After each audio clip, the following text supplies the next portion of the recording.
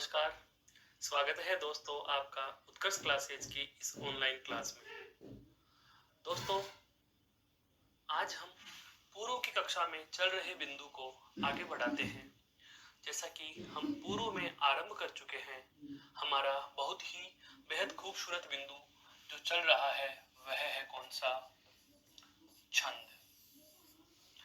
छंद के संबंधित तथ्यों की बात की जाए, इसकी परिभाषाओं की बात की जाए, छंद से संबंधित शब्दावली की बात की जाए, तो इन सभी बातों पर देखते हुए, ध्यान देते हुए हमने पाया कि छंद के अंग क्या है, छंद का स्वरूप क्या था, उसके बाद में छंदों के प्रकार क्या हैं, और अब हम जो चर्चा कर रहे हैं पूर्व की कक्षाओं से वो इसके लक्षण और उदाहरणों पर चर्चा है। तो छंद के जो लक्षण और उदाहरणों पर चर्चा कर रहे थे, इसमें बहुत सारे छंद हम पढ़ चुके हैं, जिन पर अगर हम एक बार दोहरान की दृष्टि से दृष्टिपात करना चाहें तो हम कह सकते हैं। जैसे सबसे पहले हमने जाना था चौपाई छंद 16 मात्राओं का। उसके पश्चात हमने पढ़ा चौपाई। चौपाई में से एक मात्रा कम कर दी तो यहाँ भी 15 मात्रा, यहाँ 16 मात्रा है और चौपाई में कितनी हो गई? 15। तत्पश्चात हमारे समक्ष इन दो के समूह की तरह एक 3 छंदों का समूह आया था, वह था रोला, सोरठा और दोहा। रोला, सोरठा और दोहा। उसके बाद हमारे चर्चा में जो छंद रहे वो थे कौन से? गीतिका, और इसके युग्म में आया लिया कौन सा दोस्तों? हरि गीतिका। कौन सा लिया? हरि गीतिका। गीतिका और हरि गीतिका लिया हमने। अब गीतिका भी पढ़ा, हरि गीतिका भी पढ़ा। तत्पश्चात जो हमारा छंद रहा वह रहा कुंडलियां। कौन सा रहा? कुंडलियां। और कुंडलियां का नाम आते हैं तो हमारे दिमाग में एक ही चीज आता है, कौन सा? गिरधर की कुंडलियां। एक छंद हम और पढ़ चुके थे जो 28 मात्राओं का था, वह कौन सा था? उल्लाला। यहाँ पर था 14-12, यहाँ थी 16-12, यहाँ थी 15-13। और यह जो कुंडलियां छंद हम पढ़ चुके थे पूर्व की कक्षा में दोस्तों, इसमें हमने जाना था कि प्रथम एक दोहा, प्रथम एक तो क्या होता है? दोहा, प्लस 2 क्या होते हैं दोस्तों? रोला। कहने का मतलब यह है, एक बार जरा इस संपूर्ण छंद शास्त्र पर चर्चा करें जो हम पढ़ चुके हैं, उस पर एक विवेचनात्मक दृष्टि डालें तो हमने पाया कि ये थे सममात्रिक छंद। कौन से छंद थे दोस्तों? सममात्रिक छंद। इन 3 के लिए हमने कहा अर्ध सम, और ये दोनों भी कौन से थे? अर्ध सम। उल्लाला भी कौन सा है? अर्ध सम। और कुंडलियां जो है यह युग्म छंद है। युग्म छंद का मतलब यहाँ मेरा है कि ऐसा कोई भी छंद जिसमें 2 या 2 से अधिक छंदों के लक्षण और उदाहरण जुड़ करके किसी एक नए छंद का निर्माण कर रहे हैं तो उसे हम युग्म छंद की संज्ञा देते हैं। तो कुंडलियां पढ़ लेने के बाद एक नया छंद जो हमारे समक्ष उपस्थित होता है वह होता है दोस्तों छप्पे। कौन सा छंद होता है? छप्पे छंद होता है। इस छप्पे छंद की बहुत एक महत्वपूर्ण विशेष बात जो हमें ध्यान रखनी है, यह क्या है जो ध्यान से समझना है, क्या कि यह भी युग्म छंद है। कैसा है दोस्तों? युग्म छंद है। युग्म छंद किसे कहते हैं? वे छंद जो किन्हीं जो भिन्न भिन्न लक्षणों वाले, जो भिन्न भिन्न लक्षणों वाले छंदों के योग से बनते हैं। वे छंद जो भिन्न भिन्न लक्षणों वाले छंदों के योग से बनते हैं वो युग्म छंद के अंतर्गत गिने जाएंगे। अब हम युग्म छंद की बात की तो जैसे कि आपको पता है, पहले हम युग्म छंद में सबसे पहला जो छंद पढ़ते हैं वो कौन सा है दोस्तों? कुंडलियां। कौन सा छंद है दोस्तों? कुंडलियां। कुंडलियों के बाद में जो दूसरा छंद आता है वह कौन सा आता है? छपैया।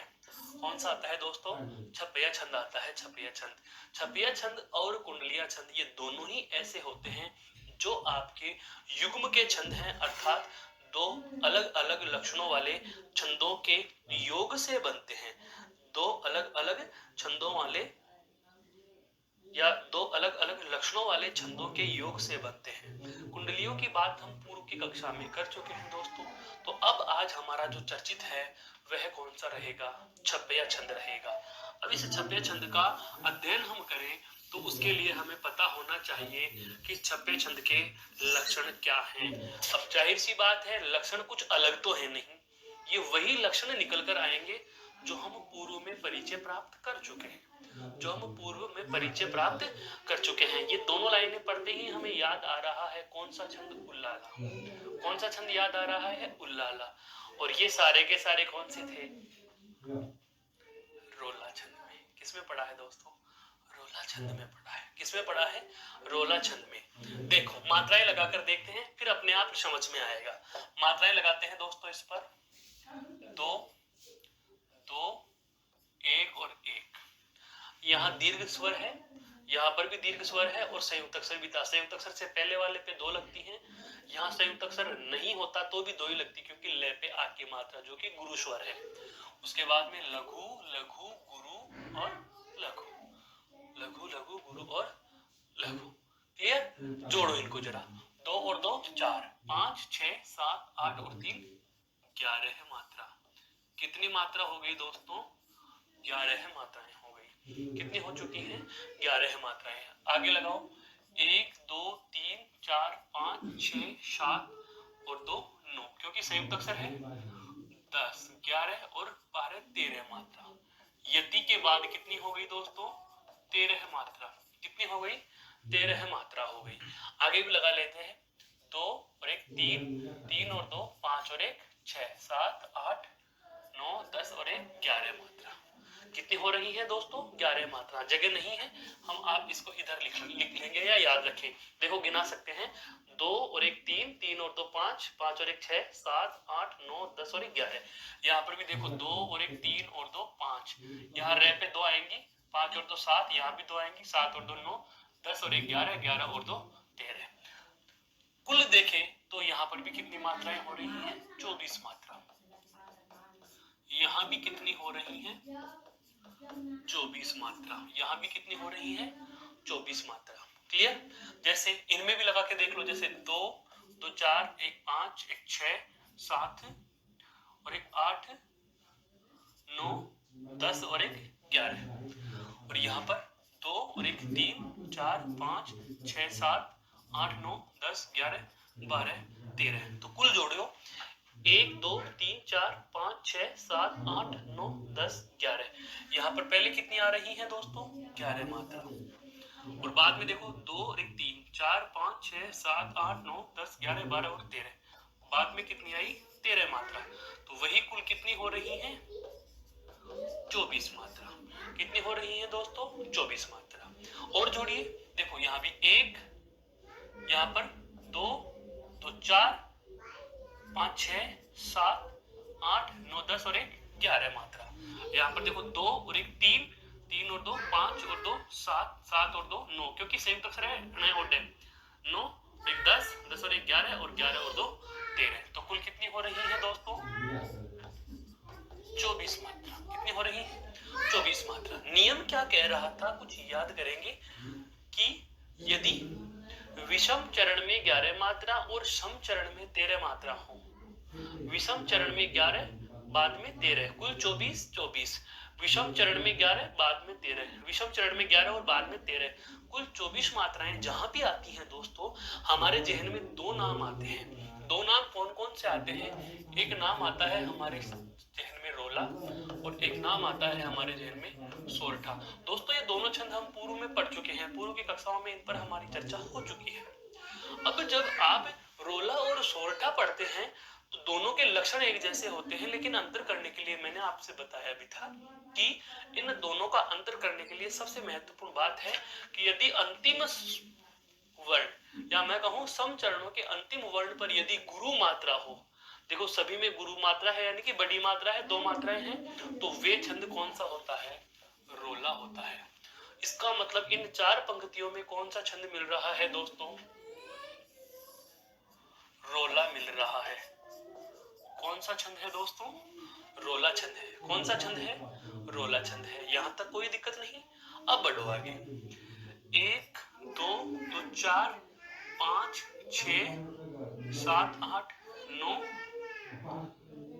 10, यहाँ पयोद है, ध्यान दीजिएगा।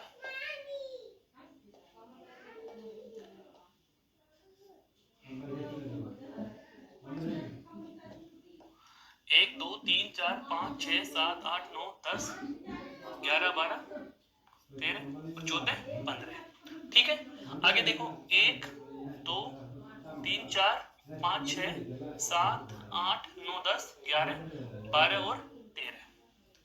तो पहले कितनी आई है दोस्तों? पुनः गिन लीजिए। 1 2 3 4 5 6 7 8 9 10 11 12 13 14 और 15। अर्थात आधे चरण में जहां यति है उसके पहले मात्राएं की संख्या कितनी है? 15 मात्राएं हैं। कितनी है दोस्तों? 15 है। बाद में कितनी है? 1 2 3 4 5 6 7 8 9 10 11 12 और 13। बाद में कितनी आ रही है? 13। तो 15 और 13 कुल कितनी हो गई? 28 मात्रा। कुल कितनी हो गई दोस्तों? 28 मात्रा। आगे बढ़ते हैं। 2 2 4 5 6 7 8 9 10 11 12 13 14 15। क्लियर? आगे बढ़ो। 1 2 3 4 5 6 7 8 9 10 11 12 13।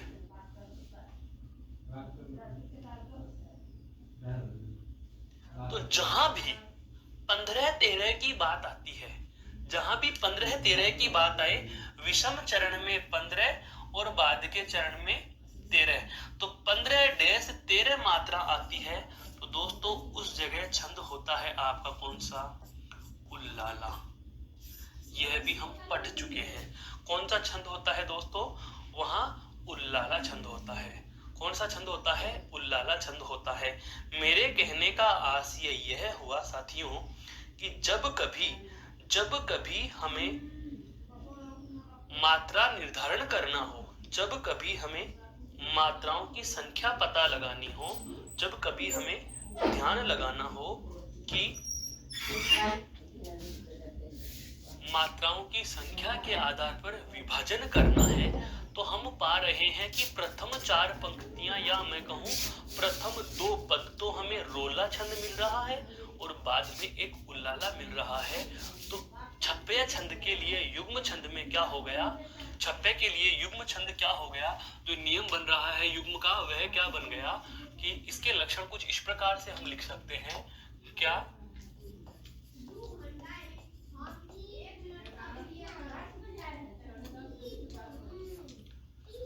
जिस छंद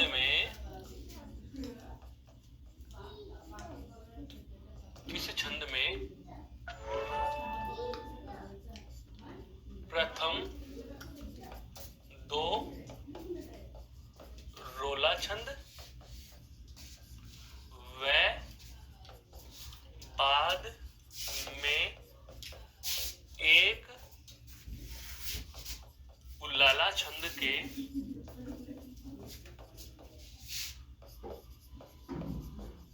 लक्षण समाहित हैं,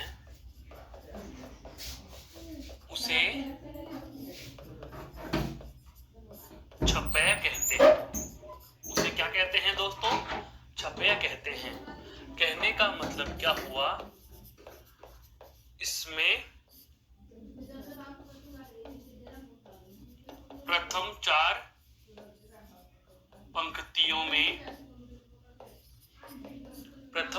पंक्तियों में 11-13 मात्राओं पर यति, 11-13 मात्राओं पर तथा अंतिम दो पंक्तियों में, अंतिम दो पंक्तियों में 15-13 अर्थात उल्लाला मात्राओं पर यति होती है, मात्राओं पर यति होती है, 15-13 मात्राओं पर यति होती है। वहां कौन सा छंद पाया जाता है दोस्तों? तो वहां छंद पाया जाता है, छपे छंद पाया जाता है। तो छपे छंद की मोटी मोटी जो आपके समक्ष मैंने 3 विशेषताएं रख दी हैं। सबसे पहली बात क्या कि यह एक प्रकार का युग्म छंद है। दूसरी बात, प्रथम दो पद रोला छंद के, अंतिम एक उल्लाला छंद का, या मैं कहूं प्रारंभिक 4 पंक्तियां या प्रारंभिक 4 दल का मतलब 2 चरण, प्रारंभिक 4 दल जो हैं वो रोला छंद के और अंतिम 2 उल्लाला छंद के। या आप ऐसे भी कह सकते हैं कि प्रथम 8 चरणों में रोला छंद के लक्षण और अंतिम 4 चरणों में उल्लाला छंद के लक्षण दृष्टिपात होते हैं। वहां छप्पे छंद पाया जाता है। वहां कौन सा होता है दोस्तों? छप्पे छंद होता है। वहां कौन सा होता है? छप्पे छंद होता है। मात्रिक छंदों में बात की जाए तो ये 8-9 छंद आपके सामने, जो 10 छंद आपके सामने मैंने प्रस्तुत किए हैं, जिसमें सबसे पहले छंद में आया कौन सा आपका? चौपाई। दूसरा आया चौपई, तीसरा सोरठा, चौथा रोला, पांचवा दोहा, 6 पे गीतिका, 7 हरि गीतिका, 8वां उल्लाला, 9 पे कुंडलियां और 10वां छप्पे। ये सारे के सारे जो छंद हैं वे सममात्रिक और अर्ध सममात्रिक और युग्म छंदों के उदाहरण हैं। अर्थात मैं कहूं कि अब तक हम जिस छंद की भी चर्चा कर रहे थे वो सारे के सारे छंद दोस्तों कौन से हैं? मात्रिक ही मात्रिक है। अब आती है जो चर्चा करने अब हम जा रहे हैं, वह हम करेंगे दोस्तों वर्णिक छंदों के भी कुछ लक्षण और उदाहरण हम देखेंगे। देखो, वर्णिक छंदों के उदाहरण या लक्षणों की बात की जाए तो सबसे पहला कौन सा आता है दोस्तों? आपका द्रुत विलंबित आता है। सबसे पहला कौन सा आता है दोस्तों? द्रुत विलंबित आता है। अब वर्णिक छंद का नाम आया, पहले यह जानिए क्या कि अब हम जो वर्णिक छंद की बात करेंगे, इस वर्णिक छंद के अध्ययन के लिए हमें पता होना चाहिए कि निर्धारण कैसे होगा। तो सबसे पहली बात क्या, इसमें छंद निर्धारण, इसमें छंद निर्धारण किससे किया जाएगा दोस्तों? वर्णों की संख्या के आधार पर। वर्णिक छंदों में छंद का जो निर्धारण करते हैं वो किसके आधार पर करते हैं दोस्तों? वर्णों की संख्या के आधार पर करते हैं। दूसरी महत्वपूर्ण बात इसमें क्या आ रही है, क्या इनमें अर्थात इन सभी छंदों में, कौन से में? वर्णिक छंदों में, इनमें गण योजना, यह बहुत महत्वपूर्ण चीज है भाई, ध्यान रखना। अब के बाद के जितने भी हम छंद पढ़ेंगे उनमें सभी में हम कौन सी चीज पर ज्यादा गौर करेंगे? गण योजना पर। मात्रिक छंदों में केवल मात्राओं पर ध्यान दिया जाता है, लेकिन यहाँ पर इनमें गण योजना का विशेष ध्यान रखा जाता है। गण योजना का विशेष ध्यान रखा जाता है। गण योजना का विशेष ध्यान रखा जाता है। कहने का मतलब यह हुआ कि जो हमारे गण थे कौन कौन से? ये मा ता रा जय भा न से ले और गा, यमाता राजभान सलगा। यह वाला जो सूत्र मैंने आपके गण के लिए दिया था, अर्थात हम इनके नामों में पढ़ते हैं क्या? य से यगण और मैं से मगण, ठीक है, मगण। उसके बाद में तै से तैगण और रे से रैगण। तत्पश्चात जैसे जगण और भै से भगण। उसके बाद न से नगण और से सैगण। तो यह माता राजभान सलगा। ये 8 जो गण हैं, इन गणों की महत्वपूर्ण भूमिका रहेगी। इन गणों के क्या सूत्र होते हैं, क्या इनकी मात्राएं होती हैं, तो इनकी मात्राओं के लिए भी ध्यान रखना। इनके 3-3 के जोड़े बनाओ। जैसे आपको मैं कहूं, पूर्व में भी हम चर्चा कर चुके हैं, यह माता का एक जोड़ा, तो 1 2 2। क्लियर? 1 2 2। ध्यान देना, इसमें बहुत अच्छे से समझो इस बात को। हमने क्या किया है दोस्तों, ये माता, इन तीनों का एक जोड़ा बना लिया, अर्थात ये गण की गण योजना में मात्राएं कैसी होगी, पहले लघु होगी, बाद में गुरु होगी, फिर गुरु होगी। मगण में क्या होगा, मगण के लिए देखो गण योजना की जो मात्राएं होती हैं वो कैसी होंगी, वो होंगी मा, ता और रा, अर्थात 2, फिर 2 और 2, फिर ता, रा और जय, यानी कि 2 2 और 1। इस तरीके से हम इनकी गण योजना और इनकी मात्राओं का निर्धारण करेंगे। यह चीज आपको महत्वपूर्ण है, ध्यान रखनी है। तो अब देखते हैं वर्णिक प्रकार के छंदों में। जैसे सबसे पहले हमारे समक्ष आया कौन सा, द्रुत विलंबित। और द्रुत विलंबित के लिए एक लाइन होती है, क्या, द्रुत विलंबित होए नभ भरा। ये लो, बस ये एक पंक्ति में आपके संपूर्ण छंद का जवाब मैंने आपके समक्ष लिख दिया है। द्रुत विलंबित होए नभ भरा, अर्थात द्रुत विलंबित होए नभाभरा। द्रुत विलंबित छंद जो होगा उसमें नगण भगण भगण रगण की गण योजना होती है। अब नगण भगण भगण और रगण निकालना हो हमें, तो कैसे निकालेंगे। अभी अभी हमने जो सूत्र पढ़ा, इसमें देखो क्या, न ये रहा, भगण ये रहा, फिर भगण, और लास्ट में कौन सा होगा, न भय और रगण, लास्ट में कौन सा हुआ, रगण। अर्थात हम बात करें, यहां पर मैं सूत्र लिख देता हूं, देखो सूत्र है, ये मा ता रा जय भा ने से लेगा। यह माता राजभान सलगा। सबसे पहले कौन सा गण है दोस्तों, नगण है। तो नगण के अनुसार मात्रा क्या होगी, न गण नस्ल, अर्थात लघु लघु लघु। देखो देखे, लघु लघु लघु ही आ रही है, गुड। इन पे भी देखो लघु लघु लघु, यहाँ भी सही है। यहाँ भी देखो तय रे पे छोटा ऊ है, ये रे पे छोटा ऊ और बड़ी होता तो ऐसे होता, ये लघु रे और ये दीर्घ रू। क्लियर? ध्यान रखना इस चीज पे।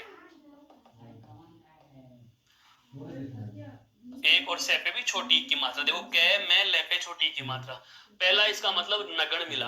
आगे बढ़ो, भय भगण, अर्थात भा ने और से, 2 1 और 1 मात्रा।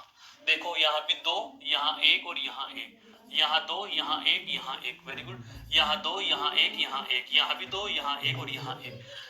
फिर अब आगे भी क्या है, भगणी ही है आगे, तो ये भी 2 1 1, ये 2 1 1, ये 2 1 1 और ये 2, क्योंकि संयुक्त अक्षर है तो 2 आएंगी। फिर ले पे 1 और भे पे 1, और आगे क्या है, रगण की गण योजना है। रे का मतलब रा जय भा, 2 जय 1 और भा 2, 2 1 2। देखो मात्रा कैसे लग रही है, मैं पे बड़ी की मात्रा 1 और 2, यहाँ भी 2 1 और 2, यहाँ भी रा पे 2 जय पे 1 दी पे 2 की बड़ी रे संयुक्त अक्षर है, लेकिन इससे पहले कोई वर्ण नहीं, 1 और भा का भा।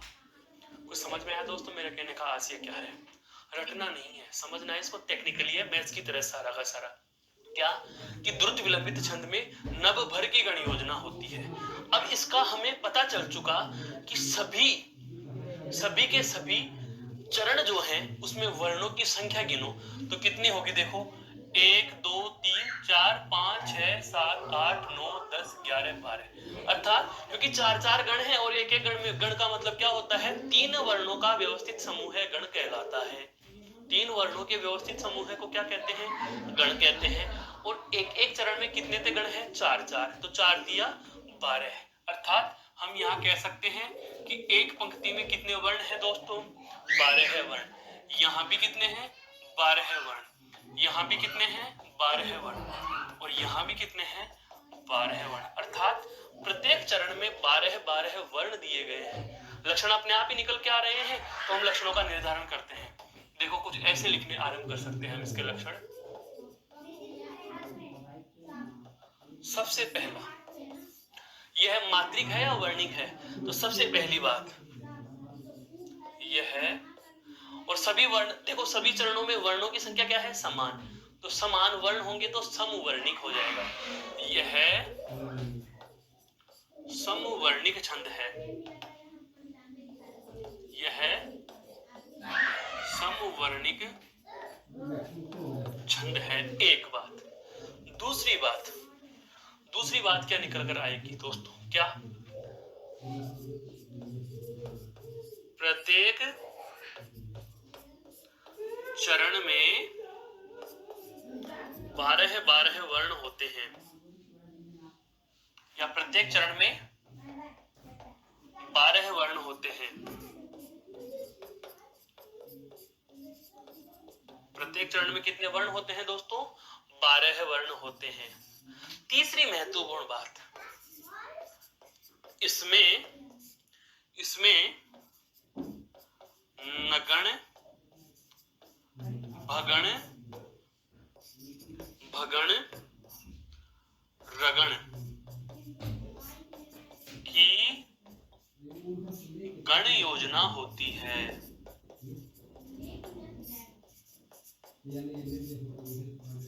इसमें नगण, भगण, रगण की गण योजना होती है। मेरे कहने का आशय यह हुआ दोस्तों कि आपको इस छंद की पहचान के लिए केवल और केवल एक ही चीज का ध्यान रखना है, और वह है इसकी गण योजना।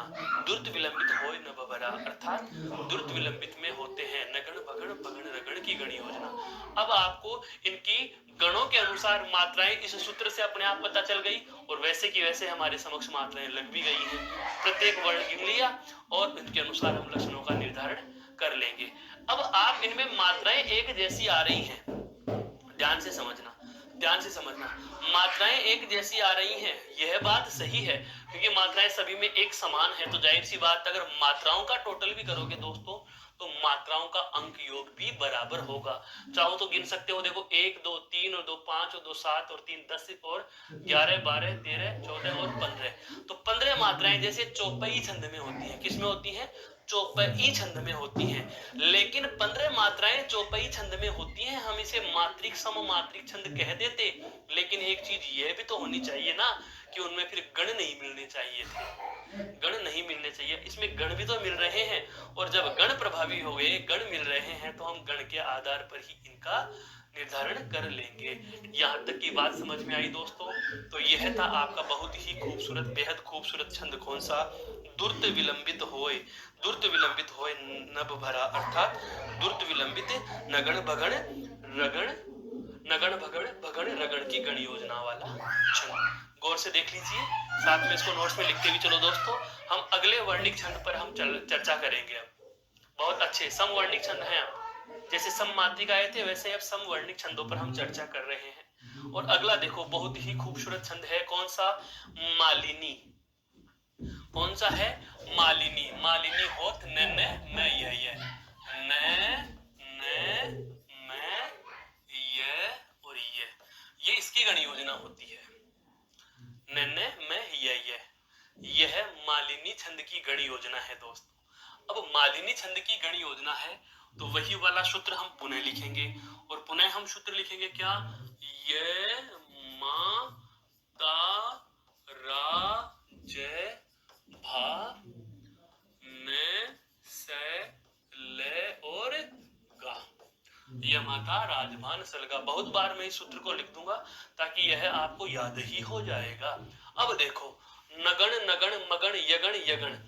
यगण का मतलब यह माता, अर्थात लास्ट में तो कौन सा है? यगण और यगण। बीच में कौन सा है? मगण, माता रा ये, और शुरू में दो कौन से हैं? नगण नगण, न से ले और न से ले, अर्थात एक एक एक एक एक एक।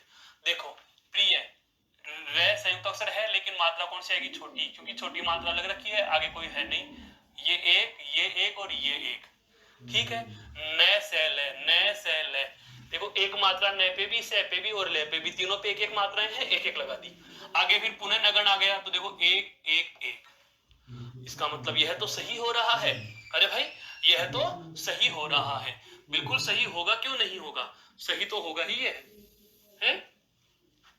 आगे देखो यहां भी दुख है, एक एक एक एक और एक, नगण नगण, एक एक एक, और यहां भी देखो ख, एक और एक एक, ठीक है, एक एक एक और एक और एक, क्योंकि री है, एक ही री है और लघु री में एक मात्रा, यहां भी एक, अर्थात नगण नगण।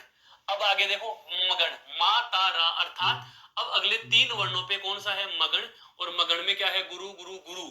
अब देखो यहां भी में दो मात्रा, रा दो मात्रा, प्रा दो मात्रा, में दो मात्रा, डू बड़ा ऊ, और यहाँ भी बी बड़ी, का दो मात्रा, मई दो मात्रा, आ दो मात्रा, मा दो मात्रा, रा दो मात्रा, नई दो मात्रा, मातारा, मगन मिल गया।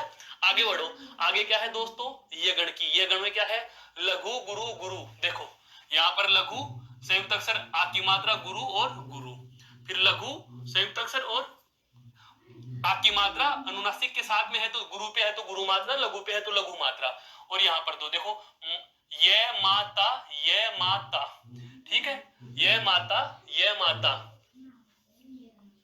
आगे बढ़ते हैं दोस्तों, कह सारा कहां है, का नहीं है, यहाँ पर कह है दोस्तों, कह, यहाँ पर कह है, ये ध्यान रखना है यहाँ पर, कि सारा कहां है या कि सारा कहां है, दुख जल निधि में डूबी का सहारा कहां है, यहाँ पर एक,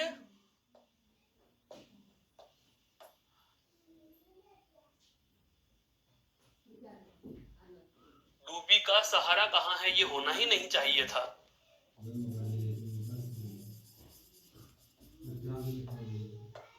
हम इसमें यहां से लेंगे एक दो दो, ये माता, ये माता, बिल्कुल सही है, ये माता, ये माता, ये माता, ये माँ और ता, ये सही है दोस्तों।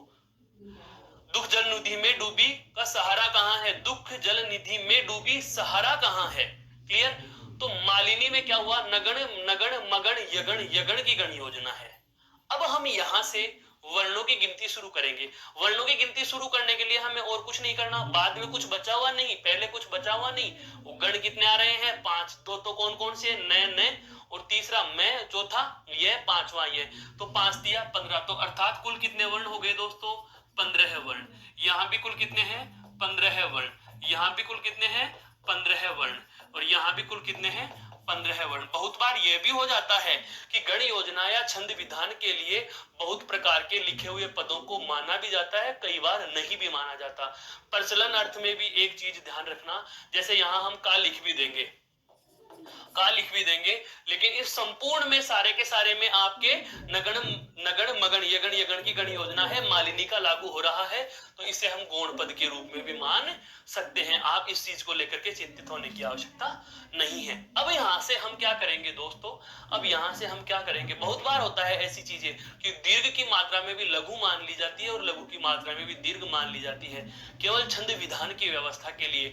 अलंकारों के लिए कई बार आपने देखा होगा कि वर्तनी की दृष्टि से अशुद्ध मात्रा वाले शब्द भी लिख दिए जाते हैं, वही बात यहां भी लगाई जाती है। हम इसके लक्षणों की बात करते हैं दोस्तों, तो देखो लक्षण में सबसे पहले क्या, यह है समवर्णिक छंद है, यह क्या है दोस्तों, समवर्णिक छंद है, अर्थात इसमें वर्णों की संख्या क्या है दोस्तों, समान है, इसमें वर्णों की संख्या क्या है दोस्तों, समान है, यह समवर्णिक छंद है। यह क्या है दोस्तों, समवर्णिक छंद है, यह क्या है, समवर्णिक छंद है।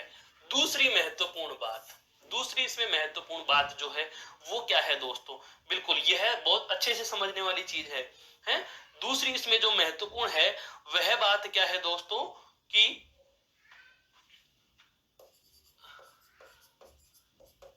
इसमें प्रत्येक चरण में 15 वर्ण होते हैं। प्रत्येक चरण में कितने वर्ण होते हैं दोस्तों, 15 वर्ण होते हैं। नंबर 3 जो महत्वपूर्ण बात आ रही है वो या क्या, इस छंद में नगण नगण मगण यगण यगण की गण योजना होती है। इसमें नगण नगण मगण यगण यगण की गण योजना होती है। इसमें नगण नगण मगण यगण यगण की गण योजना होती है। प्रत्येक चरण में 15 वर्ण होते हैं। कितने होते हैं? 15 वर्ण होते हैं और यह एक समवर्णिक छंद है, अर्थात प्रत्येक चरण में वर्णों की संख्या समान पाई जाती है। यह कौन सा है दोस्तों? आपका बहुत ही प्यारा छंद जिसका नाम क्या है?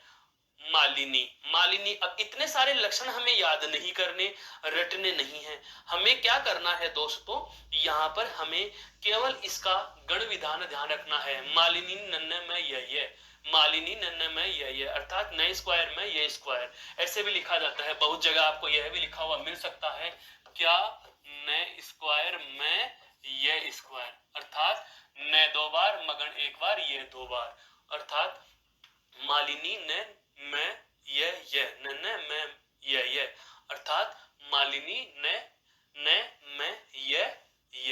यहाँ पर क्या है? यह इसका गण विधान या इसकी गण योजना है दोस्तों। ध्यान रखना है, वर्णिक छंदों में गण महत्वपूर्ण है। जैसे कि अभी अभी हमने पूर्व में भी देखा, क्या द्रुत विलंबित होय नभ बरा, द्रुत विलंबित छंद में भी नगण भगण भगण रगण की गण योजना है। ठीक उसी प्रकार से इसमें मालिनी में नगण नगण मगण यगण यगण की गण योजना है। कौन सी है? यगण की गण योजना है। अब आता है मंदाक्रांता। अब आता है कौन सा? मंदाक्रांता। मंदाक्रांता छंद बिल्कुल बहुत ही अच्छा, बहुत ही प्यारा मंदाक्रांता छंद है। मंदाक्रांता छंद है। कौन सा? मंदाक्रांता छंद अच्छा छंद है दोस्तों। देखो, मैं बिल्कुल मैं भनत फिर पुनः तय अंत में 2 गुरु, अंत में 2 गुरु। मंदाक्रांता का मैं भनत स्क्वायर, मैं भनत तय, मैं भनत तो अंत में 2 गुरु, मैं भनत तो अंत में 2 गुरु। मैं मंदाक्रांता का मैं भनत तो अंत में 2 गुरु, यानी कि इसमें मगण भगण नगण तगण तगण की गण योजना और अंत में क्या है? 2 गुरु हैं। तो 5 तो हो गए गण। 5 कितने हो गए गण? तो 5 दिया 15 और अंत में 2 गुरु, अर्थात एक चरण में कितने वर्ण होंगे दोस्तों? 17 वर्ण होंगे। कितने होंगे? 17 होंगे, क्योंकि 5 दिया 15 तो गण योजना के अनुसार हो गए और अंत में 2 गुरु और हैं तो 2 वर्ण और होंगे। देख लो यहाँ पे ला ली गुरु गुरु, सा में गुरु गुरु, श्रोम में गुरु गुरु, ती ती बी ती गुरु गुरु। लगाकर देखते हैं मात्राएं, फिर उसके बाद हम एक एक का निर्धारण करेंगे। देखो, 2 2 2 2 1 1 1 1 1 2 2 1 2 2 1 2 और 2। अब आप इनका निर्धारण कीजिए। अगली पंक्ति पे लगा के देख लो, 2 2 2 2 1 1 1 1 1 2 2 1 2 2 1 2 और 2। ठीक है, आप निर्धारण करके देखो। मगण, यहां पर लिख देता हूं गण योजना को, गण विधान ये मा ता रा जय भा ने से ले और गा। ये माता राजभान सलगा, ये माता राजभान सलगा। कौन कौन सा है इसमें दोस्तों गण विधान? इसमें है सबसे पहले मगण, मा तारा, ये वाला, अर्थात गुरु गुरु गुरु। देखो, गुरु गुरु गुरु गुरु गुरु गुरु गुरु गुरु गुरु। ठीक है, उसके बाद में है भय भानस, ये रहा भा ने से, गुरु लघु लघु, गुरु लघु लघु, गुरु लघु लघु, गुरु लघु लघु, गुरु लघु लघु, ठीक है। उसके बाद में क्या है, नगण, वही न से और ले, लघु लघु लघु 3 बार, देखो लघु लघु लघु लघु लघु लघु, ठीक है। आगे भी लघु लघु लघु लघु लघु और लघु लघु लघु। और उसके बाद में क्या है, तगण, ता रा जय, ये रहा तगण, ता रा और जय, ता रा और जय, गुरु गुरु लघु है, गुरु गुरु लघु, गुरु गुरु लघु, बिल्कुल गुरु, यहाँ पर संयुक्त अक्षर नहीं है, अनुस्वार की वजह से 2 लघु है, गुरु गुरु और लघु, गुरु गुरु और लघु, गुरु गुरु और लघु, गुरु गुरु लघु, गुरु गुरु लघु, और अंत में 2 गुरु, अंत में 2 गुरु, अंत में 2 गुरु, अंत में 2 गुरु, अंत में 2 गुरु। क्लियर दोस्तों, मेरे कहने का आशय यह था कि अगर आपको मंदाक्रांता छंद की बात पूछ ली जाती है, मंदाक्रांता छंद की बात यदि आपसे पूछ ली जाती है, तो आप भी कह सकते हो क्या कि मैं भनत तो 2 गुरु, मैं भनत तो 2 गुरु, मंदाक्रांता मैं मगण, भनत भगण, न नगण, ते तगण, तो तगण, 2 अंत में गुरु, अंत में 2 गुरु होंगे। अर्थात मैं भगण, नगण, तगण, तगण, अंत में 2 गुरु। समझ में आ रहा है मेरे कहने का मतलब क्या हुआ दोस्तों। बात आती है वर्णों की संख्या की, तो सभी में वर्ण समान, यहाँ भी कितने वर्ण हैं, 17 है, यहाँ भी कितने हैं, 17 है, यहाँ भी कितने हैं दोस्तों, 17 है, और यहाँ भी कितने हैं, 17 है। तो हम नियम क्या बनाएंगे, लक्षण क्या बनाएंगे, तो दोस्तों लक्षण कुछ इस प्रकार से आप उल्लेखित कर सकते हो। क्या उल्लेखित कर सकते हो कि वह छंद, या हम कहें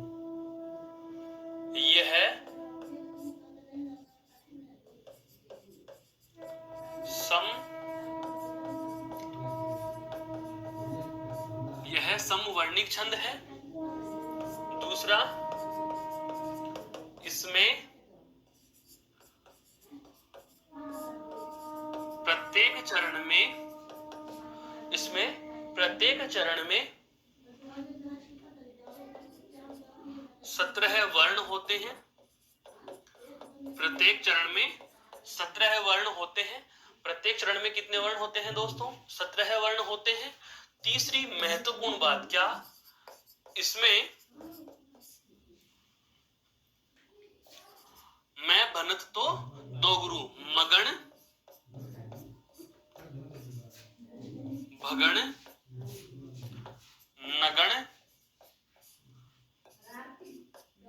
तगण, तगण की गण योजना तथा अंत में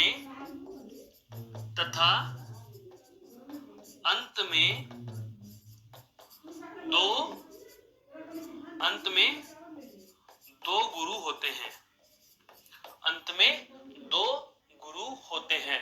मंदाक्रांता छंद के बात की जाए तो लक्षणों में सबसे पहली बात यह है, समवर्णिक छंद है, समवर्णिक छंद है, 4 चरण है। चारों चरणों की बात की जाए तो समवर्णिक छंद, प्रत्येक छंद में, या हम कहें प्रत्येक चरण में 17 वर्ण होंगे, तो जाहिर सी बात है समवर्णिक हुआ। अब मैं आपसे पूछ लूं कि इसे साधारण छंद कहोगे या दंडक छंद कहोगे, बिल्कुल आएगा दंडक छंद, हम इसके ठीक बाद में ही पढ़ने वाले हैं। दंडक छंद, जैसे कवित्त छंद होता है वो दंडक छंद होता है, क्योंकि दंडक छंद और साधारण छंद की पहचान होती है कि यदि मात्राओं के आधार पर साधारण और दंडक का वर्गीकरण करना हो तो हमें ध्यान रखना चाहिए कि वह छंद जिसके एक चरण में 32 या 32 से कम मात्राएं होती हैं तो वह साधारण होता है, और यदि 32 से अधिक मात्राएं होती हैं तो वह दंडक छंद होता है।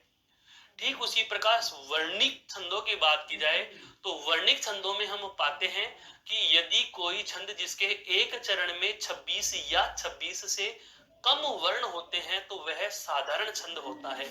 तो अगर आपसे पूछ लिया जाए कि यह कौन सा छंद होगा, तो आप कह सकते हैं कि यह भी कैसा छंद है दोस्तों, यह भी साधारण छंद है। यह भी कैसा छंद है, साधारण छंद है, यह भी साधारण छंद होता है।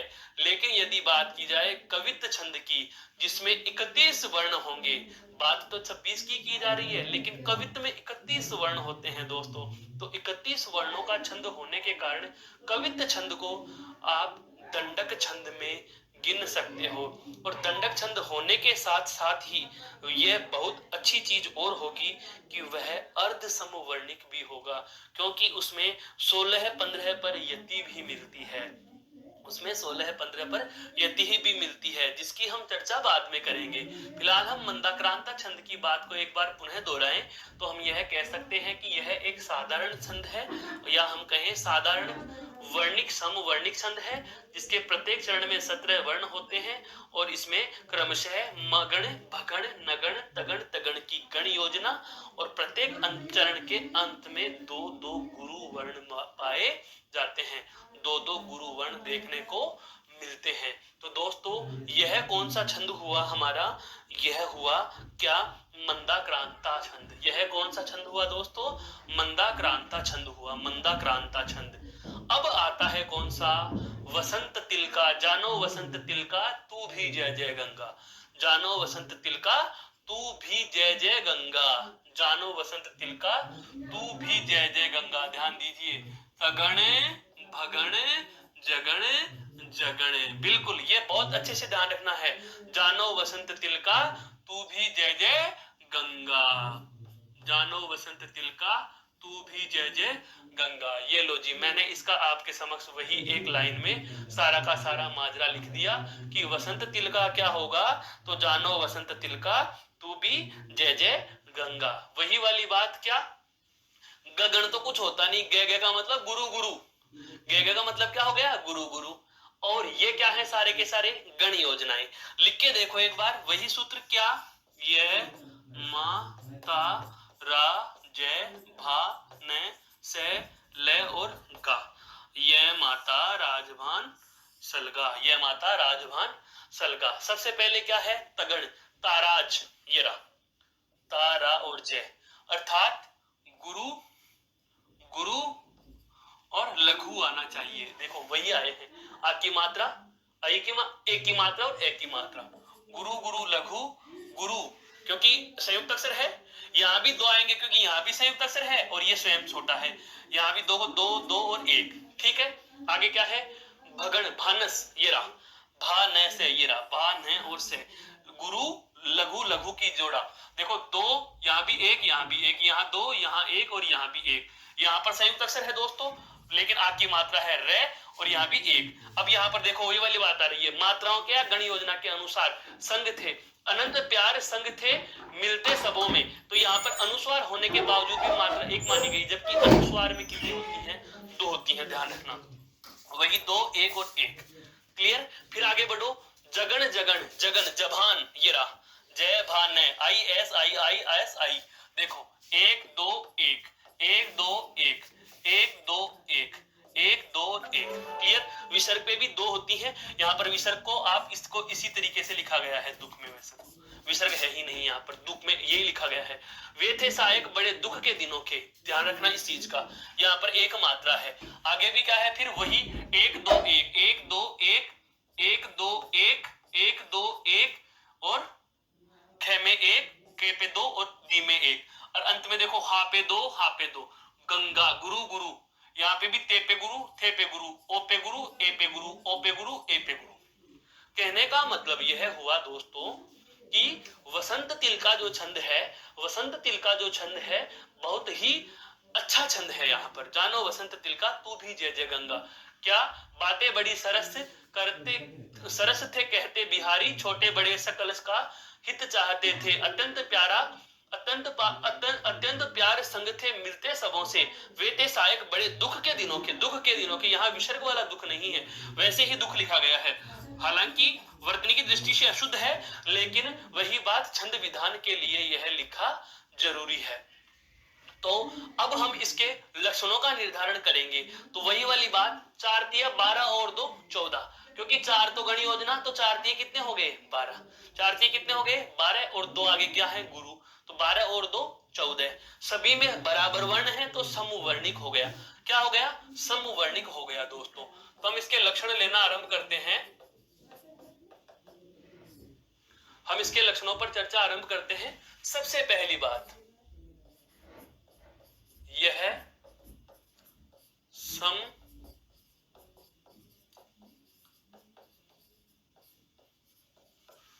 छंद है। यह समवर्णिक छंद है। नंबर 2, दूसरी महत्वपूर्ण बात, इसके प्रत्येक चरण में 4 तिया 12 और 2 14 वर्ण होते हैं। इसमें ये महत्वपूर्ण बात है जो हम लिखने जा रहे हैं। अब क्या इसमें तगण, भगण, जगण,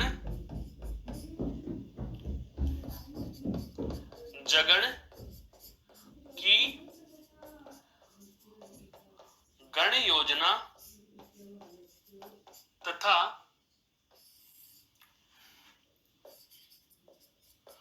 अंत में 2 गुरु मिलते हैं।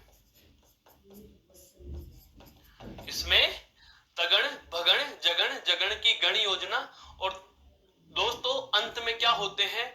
2 गुरु होते हैं। अंत में क्या होते हैं? 2 गुरु होते हैं। तो यह क्या होता है?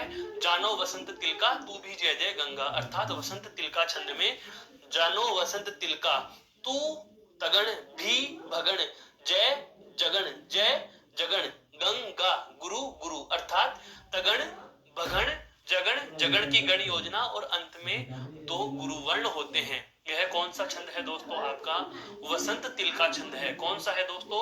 वसंत तिलका छंद है। अब बात की जाए वर्णों की संख्या के आधार पर, तो बताइए आप इसे कौन से छंद में गिनेंगे? तो वही ये बात क्या कि 26 से कम वर्ण है, तो जाहिर सी बात है यह भी क्या है? साधारण छंद है। यह भी क्या है? साधारण छंद है। अरे भाई निराश ना होइए, ये देखिए ये आ गया आपका बिल्कुल दंडक छंद। यह क्या है? आपका दंडक छंद होता है। क्या होता है? दंडक छंद होता है। बात बरी शहरी सकल सुत बारे बारे केवल की जाति कछु वेद न पढ़ाई हो है, मेरो परिवार सब यही लागी राजा जुगो दीन वित्तहीन कैसे दूसरी गढ़ाई हो, गौतम की घर निज तरन तरगी मेरी प्रभु सो निषाद हवि के बाद ने बढ़ाई हो, तुलसी के इस राम रावरे सो साची कहा बिना पग धोए नाथ नाव ने चढ़ाई हो। केवट ने उतराई लीले का, या केवट की राम जब नाव चढ़ते हैं तो उसके संदर्भ में यह कथन है, यह उक्ति कही गई है, यह कवित्व कहा गया है। तो इस कवित्व की जो महत्वपूर्ण विशेषता होती है दोस्तों, वह आप यहीं से निकालने का प्रयास करेंगे कि इसके चरणों में जो है वह 15-16 कुल 31 वर्ण पाए जाते हैं। कितने वर्ण पाए जाएंगे दोस्तों? 31 वर्ण पाए जाएंगे। कितने वर्ण पाए जाएंगे? 31 वर्ण पाए जाएंगे। चलो मात्राएं लगा करके, या हम बात करें वर्णों की संख्या से ही पता लगाते हैं। इसमें न तो गण है और न कोई आपको गिनने की आवश्यकता, न मात्रा गिननी, न इसके वर्णों पे गण गिनने, आपको इसमें केवल वर्ण गिनने हैं। वर्ण गिनना आरंभ कीजिए। देखो 1 2 3 4 5 6 7, फिर 8 9 10 11 12 13 14 15 16, कितने हो गए? 16। 2 2 4 और 3 7 और 3 10 और 10 और 6 16। फिर देखो 3 और 1 4 और 2 6 और 2 8, 8 और 3 11 और 4 15, 1 2 3 4 5 6 7 8 9 10 11 12 13 14 और 15, अर्थात 16 15 16 15।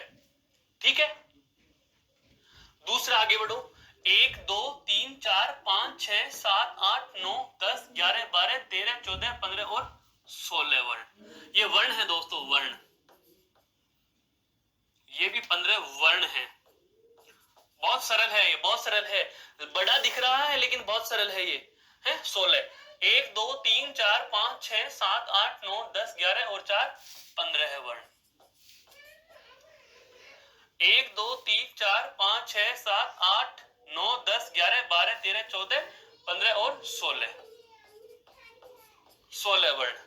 1 2 3 4 5 6 7 8 9 10 11 और 4 15। यहाँ पर ध्यान रखना है हलंत लगा हुआ है हवे, ये संयुक्त अक्षर है, इसको एक ही गिनना, ठीक है भाई। ये क्या है 15 है वर्ण। आगे बढ़ो 1 2 3 4 5 6 7 8 9 10 11 12 13 14 15 और 16 है वर्ण। फिर आगे गिनो 1 2 3 4 5 6 7 8 9 10 11 और 4 15 है वर्ण।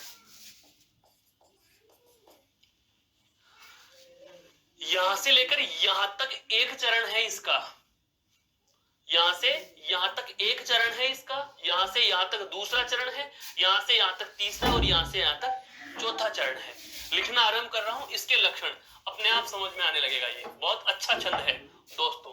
क्या यह है बहुत अच्छी विशेषता इस छंद की, यह एक वर्णिक दंडक छंद है। वर्णिक दंडक छंद है। दूसरी बात, इसमें कुल 31 वर्ण है। नंबर 3, 16-15 वर्णों पर 16-15 वर्णों पर यति होती है। 16-15 वर्णों पर क्या होती है दोस्तों? यति होती है। एक महत्वपूर्ण बात जरूर आपको मैं बताना चाहूंगा, ऐसा तो कोई छंद नहीं होगा ना जिसमें मात्रा और वर्ण दोनों का ही कोई महत्व न हो, तो इसलिए इस पे एक थोड़ा सा ध्यान रखना है। वो क्या?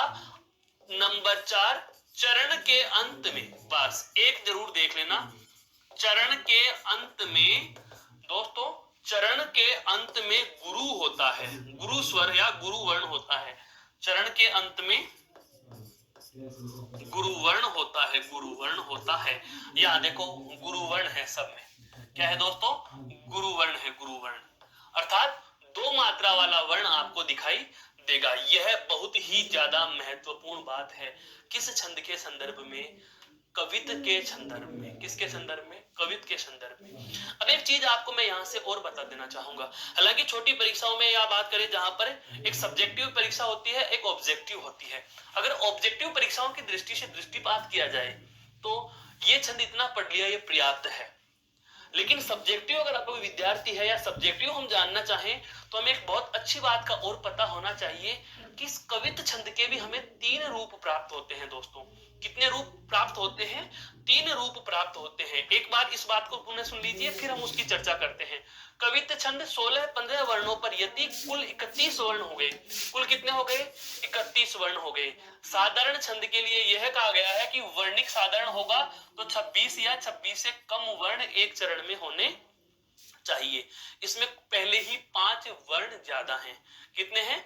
5 वर्ण ज्यादा हैं। तो 5 वर्ण ज्यादा होने के कारण दोस्तों यह आपका दंडक छंद हो जाता है। कौन सा है? दंडक। यह एक वर्णिक दंडक छंद है, अर्थात ऐसा छंद जिसमें वर्णों की संख्या के आधार पर छंद का निर्धारण किया जाता है, लेकिन वर्णों की संख्या एक चरण में 26 या 26 से अधिक, या मैं कहूं 27 से अधिक है, 27 या 27 से अधिक है, तो यह कवित छंद है इस प्रकार का। लेकिन अब मैं ये कह रहा हूं कि इसमें भी वर्णों की संख्या 3 रूपों में मिलती है। किसमें मिलती है दोस्तों? तीन रूपों में मिलती है। और वो 3 रूपों में कैसे मिलती है मैं वो भी बता देना चाहूंगा। यहां तक की बात समझ में आ गई? यहां तक की बात समझ में आ गई। इसमें तो कितने हैं? 16 और 15 31 वर्ण। कितने हैं? 16 और 15 31 वर्ण। कवित की बात कर रहे हैं। कौन से की? कवित की। नंबर 1 मनहरण कवित। बहुत कम किताबों में आपको ये नाम मिलेंगे दोस्तों। दूसरा आता है घनाक्षरी कवित, और तीसरा आता है दोस्तों देव कवित। तीसरा क्या आता है दोस्तों? देव कवित। मन हरण कवित है 16-15 पर यति, 16-15 पर यति, 31 कुल। क्लियर? वर्ण तो गिन ही सकते हो, दंडक एक ही छंद है यह वाला। 16-15 पर यति, 31 वर्ण। इसका मतलब अभी अभी हम जिस उदाहरण की चर्चा कर रहे हैं यह कौन सा है दोस्तों? मन हरण कवित है। आगे बढ़ो, आगे बढ़ो, घनाक्षरी अक्षर घने कर दो, अर्थात 16-16 पर यति, 16-16 पर यति 32 कुल होते हैं, तो वह कौन से में चला जाएगा दोस्तों? घनाक्षरी कवित में। और यदि 16-17 पर यति आए और कुल 33 वर्ण आ जाते हैं, 33 कुल हो, तो उसे कहा जाता है देव कवित। ये है आपके दोस्तों कवित के क्या रूप? ये क्या है दोस्तों? कवित छंद के रूप। कवित छंद के रूप कितने होते हैं? 3। हालांकि ये दोनों बहुत कम प्रचलन में हैं, ये दोनों बहुत कम प्रचलन में है।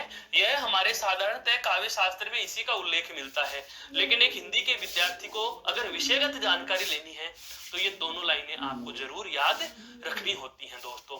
आशा करता हूं आज वाली यह छंद की चर्चा आपको समझ में आई है। फिर भी अगर आपके दिमाग में कोई शंका, सवाल, समस्या रहती है तो आप बेझिझक पूछ सकते हैं।